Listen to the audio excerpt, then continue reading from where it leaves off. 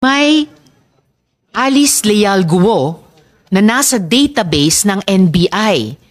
Ito po ang Alice Guo na yon.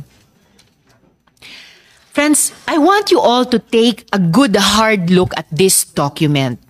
Same ang birthday sa birth certificate ni Alice Leal Guo na tumakbong mayor, July 12, 1986.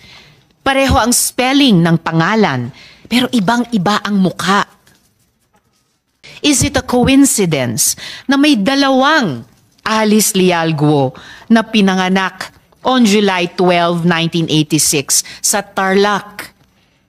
Is it a coincidence that this NBI clearance was applied for just a few days before the date of filing of the delayed registration of birth of the other Alice Leal Guo in Tarlac City?